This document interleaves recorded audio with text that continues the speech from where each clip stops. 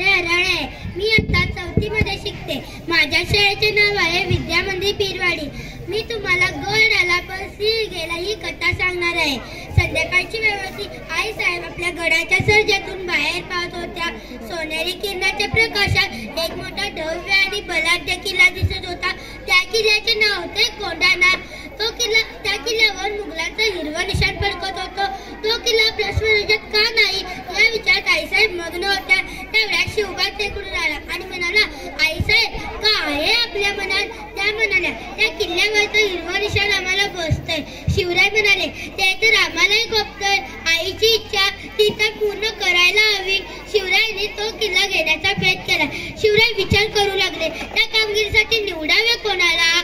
कोण जिंकेल तो गड? त्यांच्या नजरेसमोर आला तो म्हणजे तानाजी मालुसरे. तो त्यांचा साथीदार, तो उमटे गावचा राहणारा. तो आपल्या मुलाच्या रायबाच्या लग्नाचे आमंत्रण द्यायला शेलार मामाला घेऊन शिवरायांकडे आला. शिवराय म्हणाले, आम्ही काही लग्नाला येऊ शकणार नाही, कारण आम्ही जातीने कोंढाण्याच्या कामगिरीवर जाणार आहोत. शिवरायांचे हे शब्द ऐकून तानाजी तारकन उठला आणि म्हणाला, शिवराय, तानाजी जिवंत असताना त्या जीवावरच्या कामगिरीसाठी आपण जाणार, मग आम्ही कशाला? ते काही नाही, आधी लग्न कोंढाण्याचे, मग माझ्या रायबाचे. शिवरायांनी आपल्या मुलाचे लग्नही बाजूला ठेवले. आधी काम करायचं म्हणजे शिवरायांचं. संध्याकाळची वेळ होती. शिवराय आणि तानाजी कोंढाणा या किल्ल्यापाशी गेले.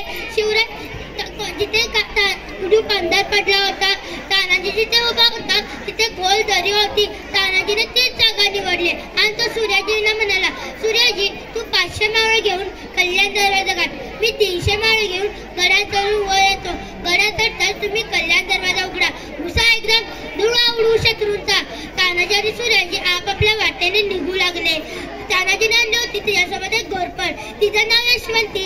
तानाजीने तिला दोरी बांधली आणि दिली गडावर फेकून. 2 वेळा घोरपड खाली पडली. तानाजीला आला राग. तो यशवंतीला म्हणाला, यशवंते, आता जर खाली पडलीस तर खांडोळी करील. आणि काय गंमत, घोरपड बसली की गडाला चिटकून. तानाजी आणि त्याचे मावे पटापट चढून वर गेले. तोपर्यंत गडावरच्या पहारेकरांना मावळ्यांची चावल लागली. त्या आपापल्या तलवारी घेऊन गड उतरून खाली आले आणि जोरात लढू लागले. तानाजी आणि सूर्याजी. तानाजी सिंहासारखा लढत होता आणि तोपर्यंत किल्ल्यावरचा किल्लेदार उदयभान आपली तलवार घेऊन गड उतरून खाली आला. उदयभान आणि तानाजी या दोघांमध्ये जोरात लढाई सुरू झाली. तलवारीला तलवारी पिडल्या, डाल्या खणानू लागल्या. तलवारीचा नाक, मशालीचा नाक सुरू झाला. तानाजी सिंहासारखा लढत होता. तानाजी तानाजीच्या ढालीव पडला. तो इतका जबरदस्त होता की तानाजीची ढालच तुटली, पण तानाजी डगमगला नाही. तानाजीने आपला शेला हाताला गुंडाळला आणि लागला की लढाईला बहादर.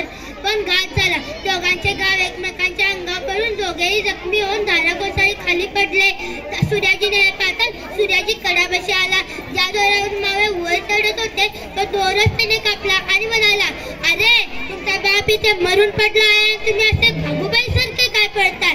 सूर्याजीचे हे शब्द ऐकताच मावळ्यांना धीर आला. ते जोरात लढू लागले. सूर्याजी म्हणला, अरे, तुमचा बाप इथे मरून पडला आहे, तुम्ही असं भागूबाई सारखे काय पडताय? मागे पेरा, आम्ही कड्यावरचा दोर कापून टाकला आहे. कड्यावर उड्या टाकून मरा, नाही तर शत्रूवर तुटून पडा. सूर्याजीचे हे शब्द ऐकताच मावळ्यांना धीर आला. ते जोरात लढू लागले. गड ताब्यात आला, पण सिंहासारखा शूर तानाजी गेला. ही बातमी शिवरायांना कळाली. शिवरायांना आणि मासाहेबांना खूप दुःख झाले. शिवराय म्हणाले, गड आला पण सिंह गेला, गड आला पण सिंह गेला. ही कोंढाण्याचे सिंहगड नाव सार्थ झाले. ही घटना 4 फेब्रुवारी 1670 मध्ये घडली. धन्य धन्य तो तानाजी, धन्य धन्य ते शिवराय. धन्य.